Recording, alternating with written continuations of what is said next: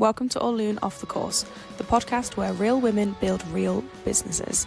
We're lifting the lid on what it actually takes to grow something you believe in without the fluff or the filters. I'm your host, Hattie, and today we're diving into an episode with Fran, founder of Riviera Iced Tea, to discuss how she has bootstrapped her business and is now a huge success, retailing in huge corporations, including Lincolnshire Co-op. Hello and welcome to the Orlune podcast Off the Course. It's really nice to have you here, Fran. Thank you. Thanks for having me. It feels like it's been a bit of a long time coming. Obviously, you're a member of the Orlune community and we've had some really big wins for you recently. I say we, like I'm taking that on. I have had a win. We've all had the win. We've all celebrated the win. Yeah, for sure. And I can't wait to jump right in. But I'd love for you to kind of introduce yourself straight off, who you are, a bit of personal background, what it is you do as a business, and where you're at in your business at the minute. Yes, so I own a brand called Riviera Iced Tea.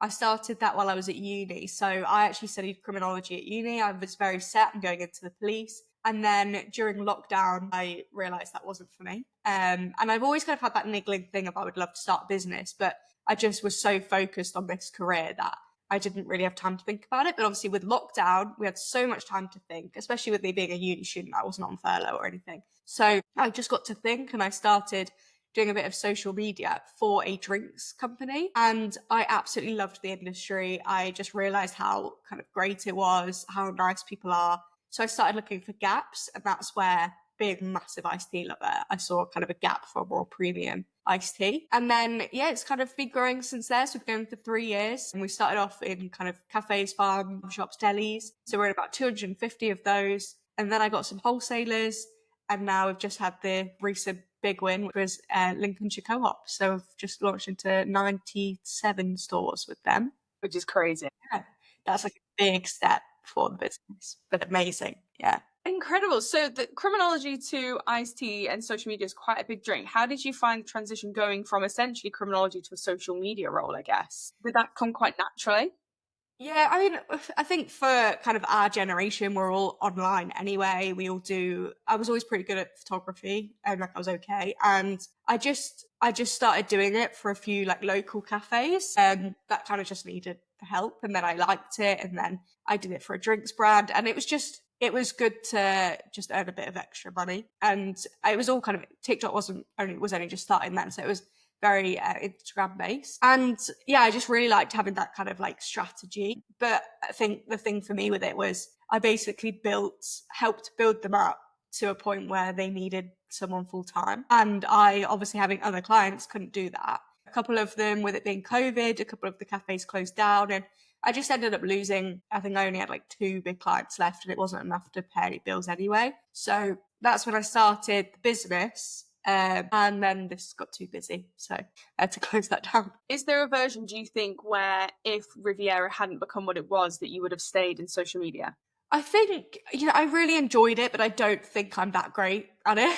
I mean, I got good results for my customers, but I don't think I'm like good at social. I think I'm not like an expert. I don't think I would have made it much further than running my local cafes, which is pretty like easy. So yeah, I don't think I was great. It's more likely that I would have gone in the police if this business hadn't worked. But yeah, I don't know now. Everyone knows the state of kind of the social services, the police, how difficult it is. So I think it's a very tough industry to be in, and they're just not respected enough, and I'm not sure I can deal with that really. Yeah. So take me back to kind of day one. You've made the decision. Where did you go? If there was someone else on this call, say I had said, Fran, I want to start a lemonade company, for example. Where do I go now? What's next? So after kind of all the basics of registering the company, I have no experience in the industry. So I needed a recipe developer. There's so many kind of legal things, obviously all the nutritional, and I didn't want to get it wrong. There's also things in drinks that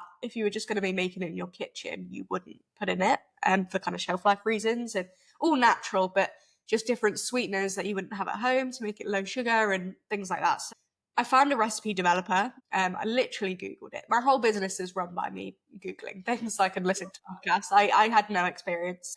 Found a recipe developer, which was so fun. We got to kind of test all the different flavors, and concoctions, and that was a great day. Settled on what we wanted, and then I looked for kind of the branding, and then after that was the stage where we found a manufacturer. So they will receive my ingredients, they will mix it on a huge conveyor belt, they put it in the can, they label it, and they send it to me, essentially. Because I always kind of had the ambition for the brand of, I wanted to be in supermarkets, I wanted to be in, so I knew I couldn't make it myself with that. There's just so many legal issues, but also time as well. Quite a few of my friends make it themselves, and the ability to scale is so difficult, insane. So you find, because you see often, and a lot of other entrepreneurs have talked about with the sort of, for example, the US tariffs, manufacturers then end up bumping smaller businesses. Is that what it's like in the drinks industry as well? If a bigger order comes through, do you find that you get bumped, or is the drinks industry a bit different? I mean, they're great. I've not had any issues with that. I don't know. I mean, my manufacturer is very busy, and has caused issues with having to wait. And I would always say to people, get booked in, maybe even a year in advance if you can. And when somebody does their first production, book consistent slots, even if you don't need them. You don't have to pay to book it. Because, I mean, I've got the issue now that I'm going to run out of stock. And I've basically got to hope and pray my manufacturer fits me in. So, yeah, no, it's difficult. And the whole exporting thing is so tough. Like, the American market would probably have been a thing for me. Probably not now. I am looking at kind of Europe, but again, it's just since Brexit, it's so tricky, and there's so many barriers, which is awful. And do you have anyone in your circle that helps with things like this, in terms of legalities? You mentioned a lot of legalities around making stuff at home. Do you know anyone, or is that all stuff that you kind of had to go and learn yourself and do your own research? Well, I've got quite a few friends who kind of had just started. I've met them since starting this business. They weren't kind of friends from home, but they are kind of like a year on than me, and they give me a lot of advice. And I reach out to a lot of people. Like, if I have any questions within business, whether that's like with a retailer, I had a question, I've got someone I can talk to, I've got someone I can message. Yeah, I think building that network is super important, and from kind of day one, and I'm always really open to talk to people as well, so I get a lot of messages from people who are in that pre-launch stage, and I always try and give them like some time, like whether it's when I'm driving or because it's so daunting, and just to have that person you can just fire questions to is great. I mean, for me, pre-launch, my branding agency actually was launching his own drink as well. So at the time, so he gave me so much advice, contacts, he recommended to me all my suppliers. Like, it was brilliant. Like, I was always asking him things. So it's so important, for sure. Absolutely right. Like, you say, it's so important not just to speak to people in your very niche industry, but it is to get out there and speak to your industry, other industries, because everyone has so much different experiences. And I think that makes the biggest difference, especially for me. I've learned so much about even just launching my website from other people that I never would have learned on my own, if that makes sense. Yeah. So you said also about branding. How many places, kind of different areas have you outsourced? It sounds like you've kind of had to invest a lot to get where you are today. Where would you say was kind of the biggest investment that you were a bit worried about making initially? I think the branding was the most expensive thing that isn't something I could sell, if that makes sense. Like, obviously, I invested a lot into the actual products, but obviously I've made that back by selling them. But the branding that cost me $5,000, the branding. So that was a lot. He is the cheapest that you can find for kind of the food and drink brands. It's very difficult because a food and drink brand is very, very like placed on the brand. If anyone sees your brand in a supermarket, they haven't tried it before. It's the branding why they pick it up. So it's the most important aspect of your product. And if you want something that specifically is like retail ready, you need to pay.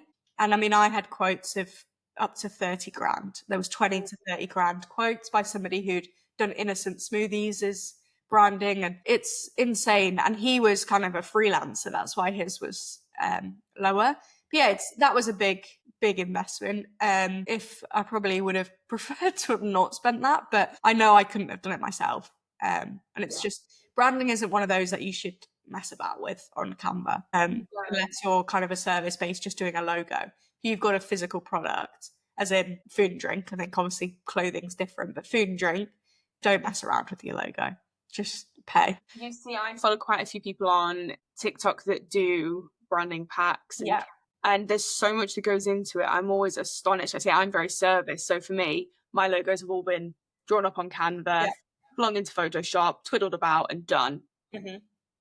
Do you think you would have got anywhere close to where you ended up branding wise had you done it on your own? No, absolutely not. I look back at some of the ones that I tried to do myself on kind of Canva, and it just, they were horrific. I kind of had the basis for him. So I said to him, I wanted it to be very Mediterranean. So I kind of had the color scheme ish that I gave him. I had kind of the idea for the sun behind the logo, but again, like Canva's very like clip arty behind it, whereas his looks like I don't know how to describe it, but it looks a lot better.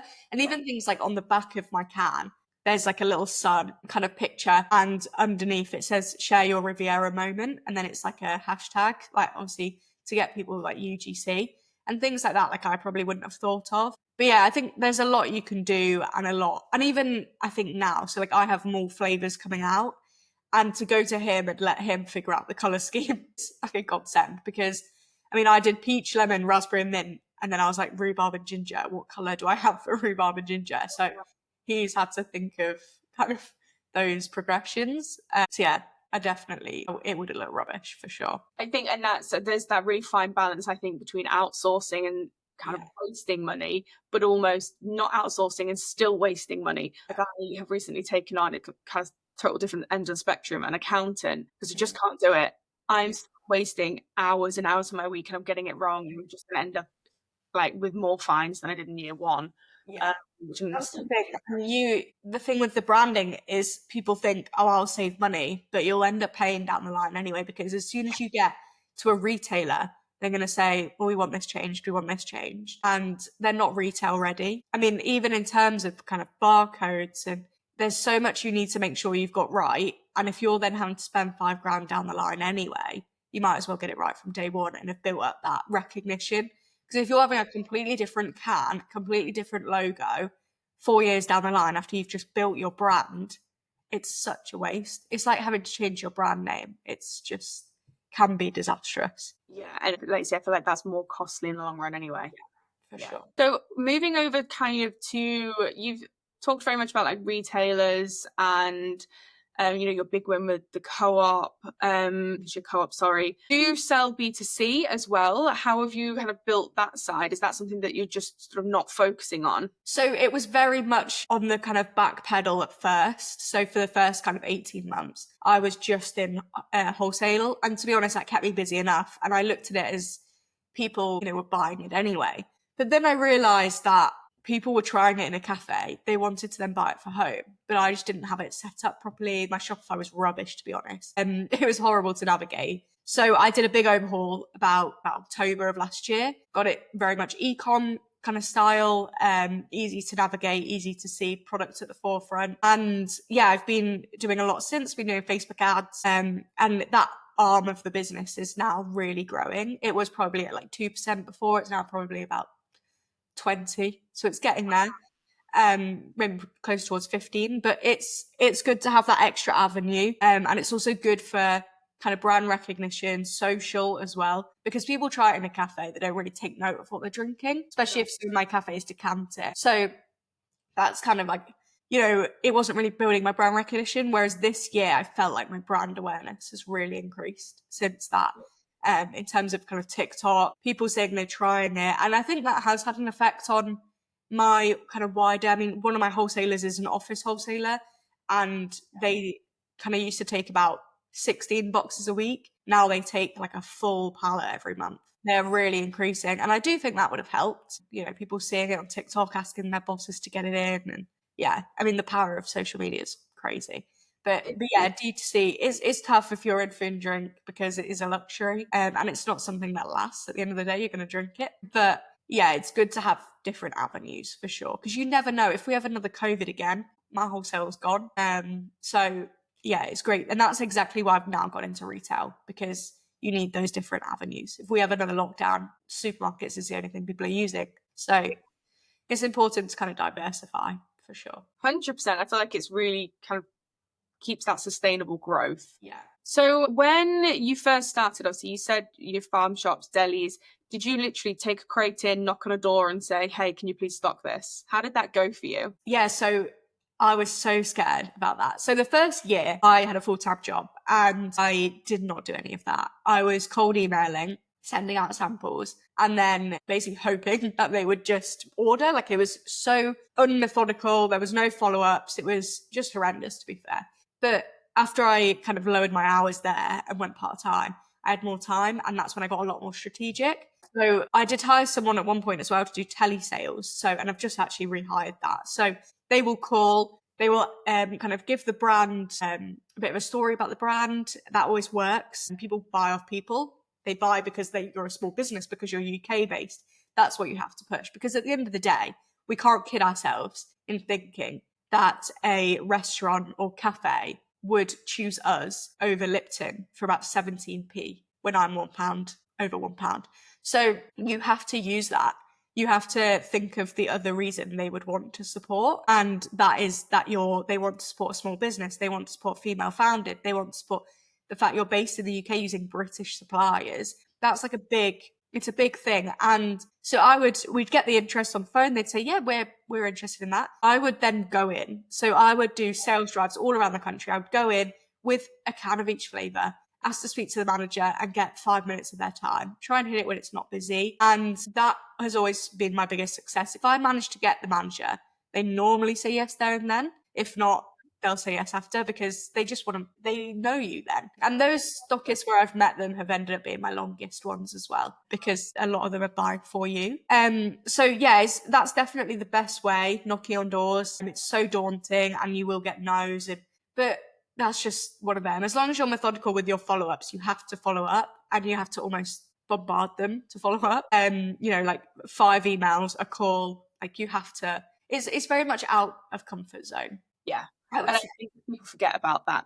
The worst someone will say is no. I've come from a sales background, so the cold calling, cold emailing, that's all something that I've done. But for a lot of people, that's totally alien. Yeah. I can imagine quite scary when it's something that you love, it's your brand. You kind of forget that not everyone else not cares, because that feels a bit harsh, but you're nothing to them until you are. Exactly. And that's another reason why I've actually outsourced the telesales, because for me, calling up was so daunting. I was so nervous. They were saying no on the phone. It just ruined my day.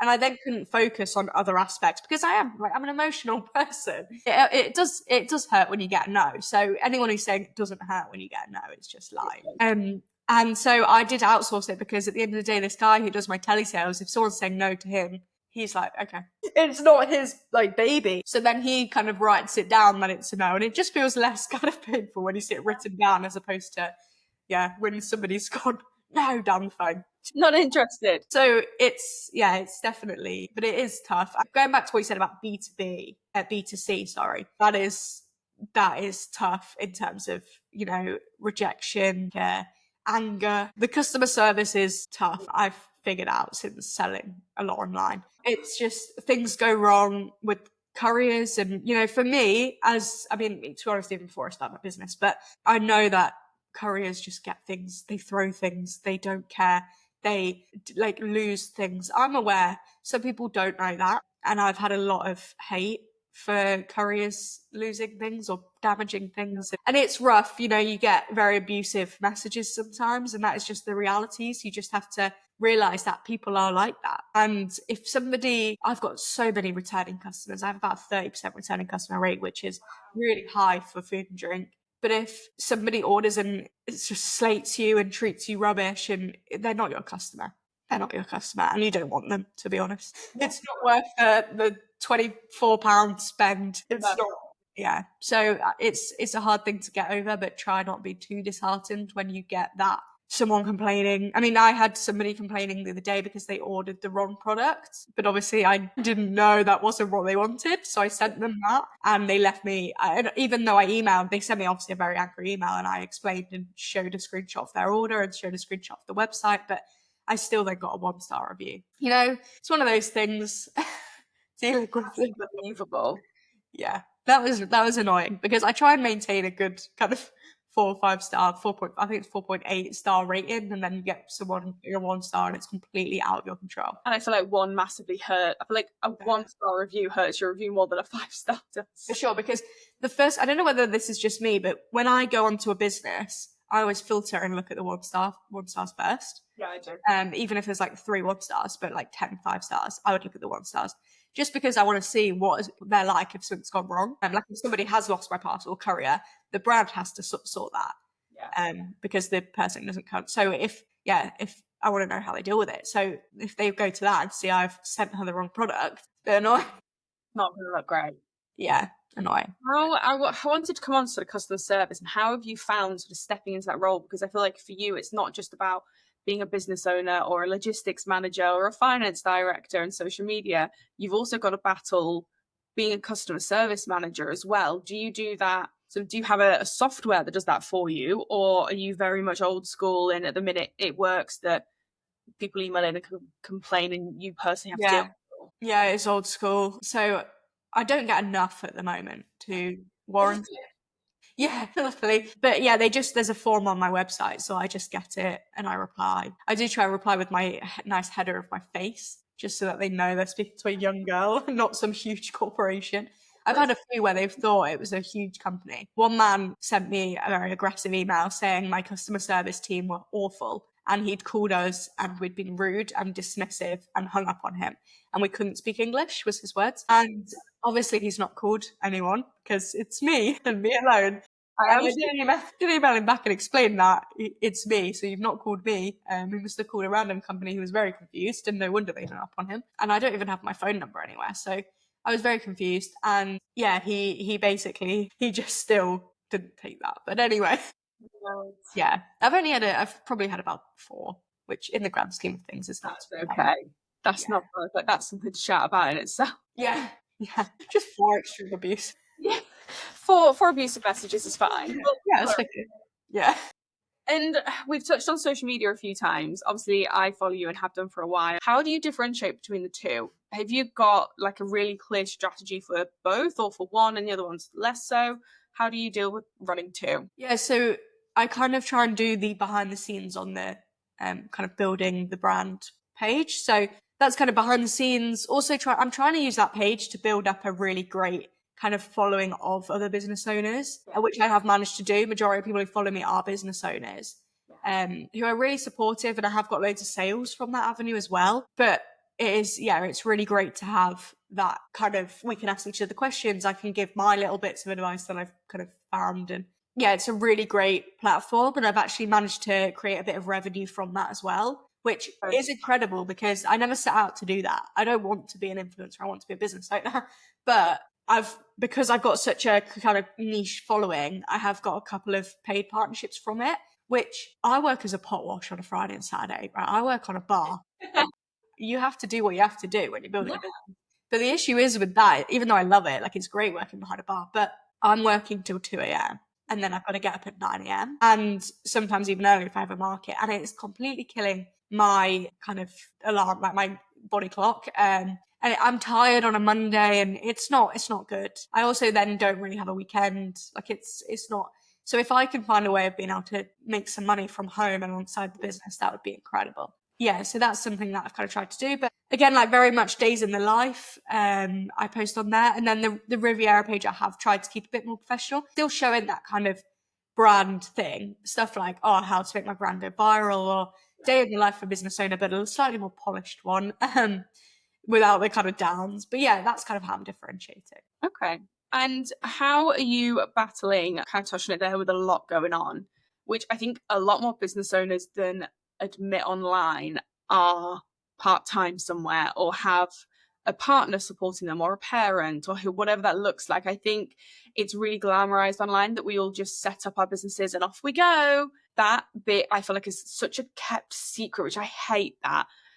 How are you managing that, like without battling burnout? You know, I've currently just started a series, Battling Burnout, because from our first event in February, I was like, I'll just get through this event and then I'll relax. I'll just get through this event, and then I launched another one, and I was forgetting the most outrageous things that I should not be forgetting at home, and I'm now trying to step back. But how are you managing it with running essentially 2 pages, BT and another job on top, paid partnerships, that's a lot to be taken on. It is. I'm busy, to be honest, and there's always time. Like I don't, sound a bit like I don't mean to sound like Molly Mate there, but I'm lucky.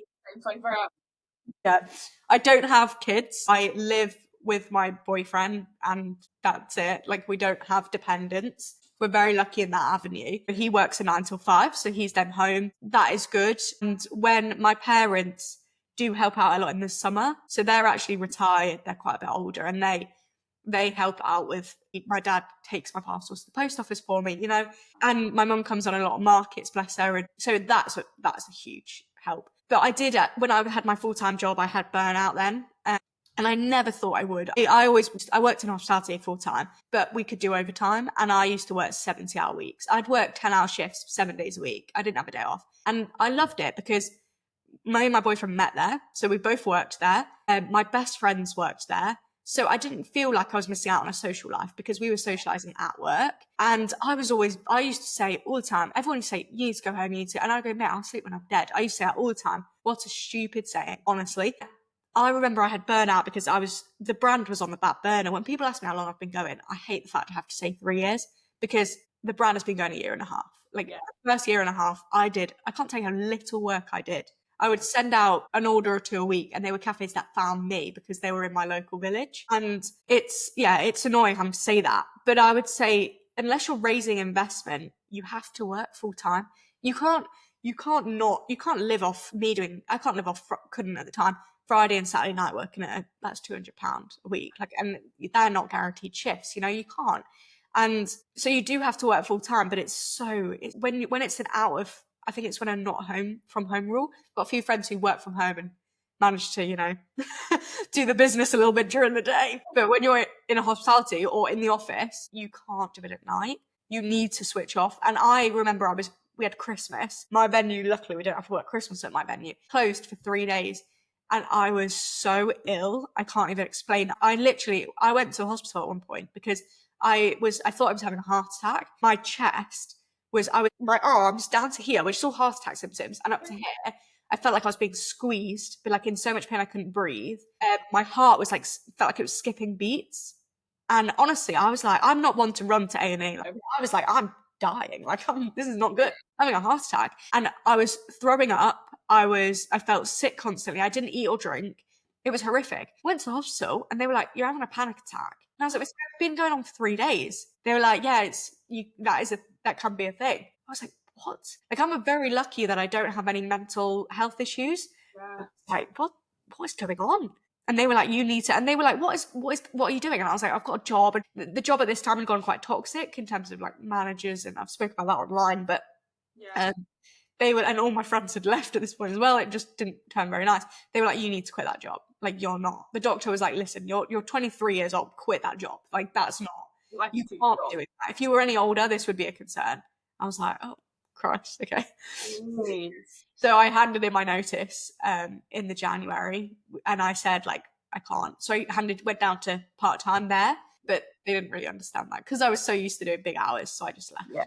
In the end. I do think it's hard to go from everything to half. In fact, it's 70 hours, it's a third, really, if you're going part-time. Yeah, exactly. And they didn't, obviously, and I get why they didn't understand that, but they didn't hire to replace me. So when I suddenly weren't, even though I gave them lots of notice, when I was suddenly only doing 30 hours, they were like, well, can you do this? Can you do that? And I was like, no, I'm busy now. I do think that the biggest power you've got is the power of no. We're so worried about other people saying no to us that I think we forget that we can say no too. I had to turn down a client recently because I'm in terms of my paid retainers, I'm up to 60 hours. I'm like, where do I do that? Where do I now run the business? Yeah. That's the one business, let alone Orlune.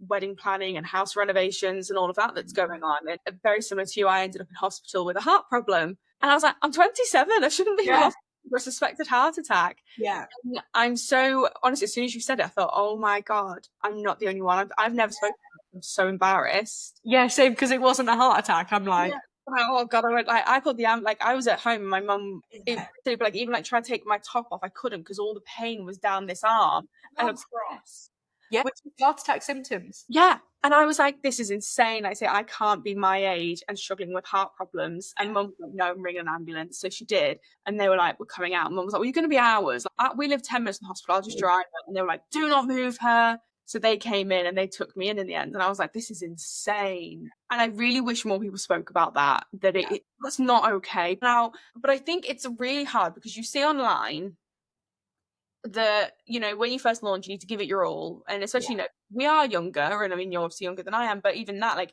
give it your all now so that you can rest a little bit more when you are older and you need a bit more time. But where does that stop? Like, I'm really struggling with that. And I don't know if same with you, like, I want to grow the business. I'm in the point where I want it to scale, but where's that balance? Like, I think it's really hard to manage that. It is. And I'm at the stage now where, especially getting co-op, that will then take up quite a lot of my time, even in terms of kind of supporting the listing with marketing. So I will need to hire, but because I'm having to buy all my stock up front, I can't afford to do it. I'll have to raise investment. So that's kind of my next step, is raising investment. And that will hopefully enable me as well to pay myself. Because a lot of founders out there who have food and drink is the toughest industry to start a business, just in terms of cash flow, because your margins are so rubbish that you have to basically save every penny from your first production to do your next one that's bigger.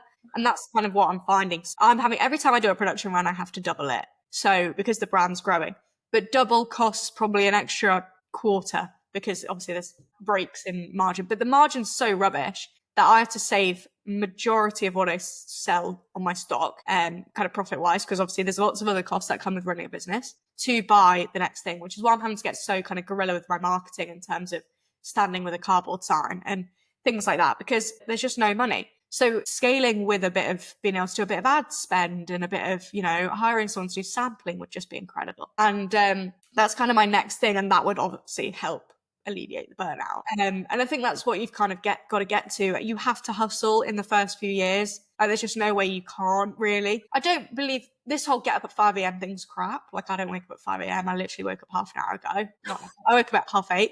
I don't care. Like, I will get up as long as I'm sat, but I will work until 9 p.m. tonight. Like, I will still be working at 9, because I don't like mornings. But I'm always awake at night anyway and can't sleep. I might as well work till late. Like, 100% agree. I think so. I had a call recently with a business coach, and she was saying, for a whole week, write down when you work, what you do, what you're doing, and what you'd want to be doing instead. And it was very, obviously, I say it's slightly different. It's not really, because you still have the business side, the creative side. Yeah. So I have my office. I'm very lucky that I do have a dedicated office in my house. And my fiance, very similar to you, I have no kids. I just have the dog. So I do have a lot of time, but it gets swallowed up. And I found that when I'm doing creative things, I'd rather be sat on the sofa or actually in bed. Like, I have creative Friday mornings where I just sit in bed Friday morning. I put my under eye patches on. My fiance brings a cup of tea, and that's that. And actually really listening into, I don't work well before 9 a.m. I just don't. No.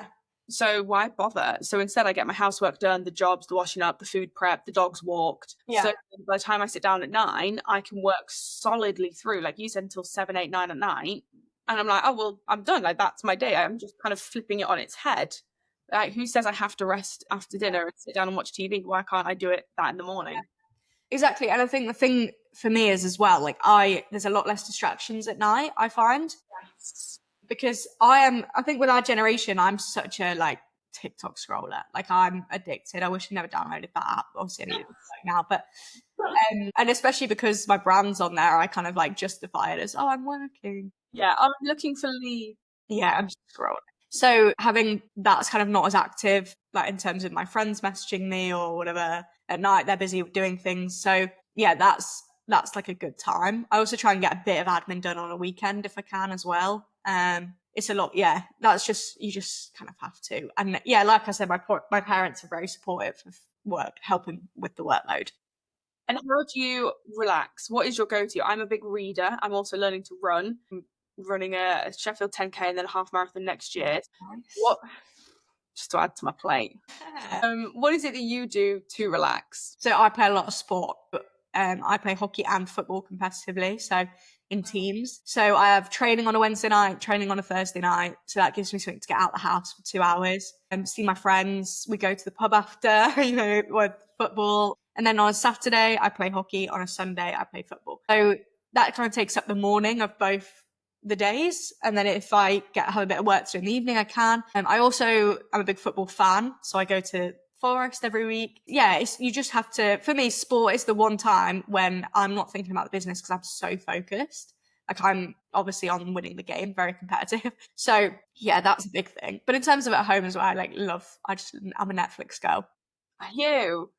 Series, I get into series. Oh, I'm terrible. I'm a Pilates person. Yeah. If I'm Pilates, I'm not thinking. Whereas if I'm running, I'm like, oh, this is an idea, and I'm trying to talk like, hey, That's why I can't run. do this, and Yeah.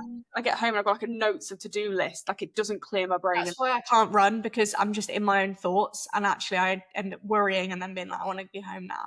Yeah, I'm halfway out and I'm like, well, I want to be home to write that down.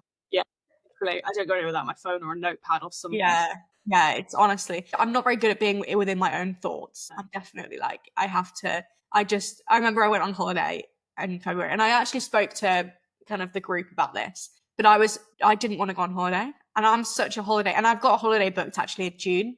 Yeah. And with a friend for my birthday, and I'm already like, she's going to see this, and I can't wait to go with you, Sophie. But I'm like, the stress, because you have to find someone to help you. I've got to do all my orders. Who's going to do my orders? God knows. Like, the whole thing, I will be stressed the whole time I'm there.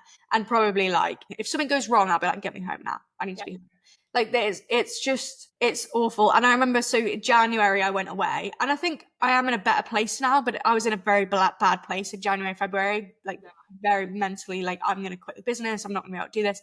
And I had to go on holiday with my nephews to see them. They live abroad, and I wanted to be so present and see them and see my brother. But I was just, the whole time I was like, I want to go home. And it's awful, and I feel awful for thinking that when I'm seeing my brother. I see him once a year, but I was just, I was so stressed. You can't enjoy things.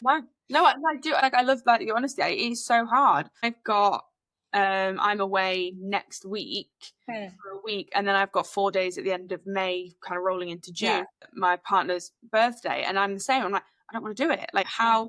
Obviously, I've got clients and all their work, so this week I'm having to double my workload to make sure that I'm not behind, because they are on a retainer. So if I drop hours, I lose my salary. Yeah. And it's like, say, what if something goes wrong? What if someone needs me? Am I going to turn my phone off when I'm in Venice? No. Exactly.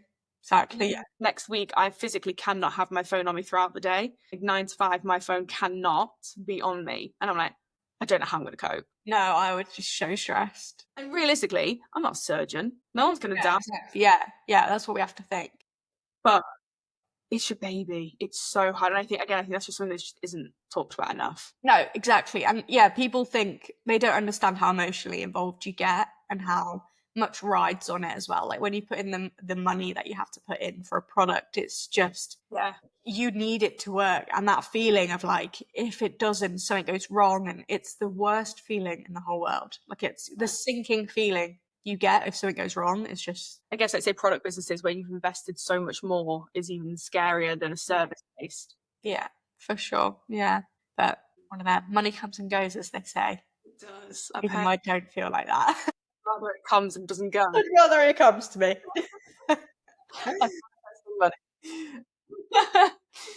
So obviously, next steps for you, you said raising investment. That is obviously very exciting, and I would love to have you on once you've kind of gone through that process and talk about how you've done that, because I feel like, again, that's a big thing that is kind of gate kept from us a little bit. I mean, I don't know what I'm doing right now because no one likes to talk about it. We do have actually a partnership with Barclays. Okay. So I can send you details over, and we're doing an event in July in Worksop where Barclays partners with Barclays to come and run that event with us, all about raising investment. So that sounds great. Yeah, for sure. I'll be there for that. So my final 2 questions. Obviously, you are not prepared. In fact, you weren't prepared for any of today. I didn't send over anything. Yeah. We just freestyle.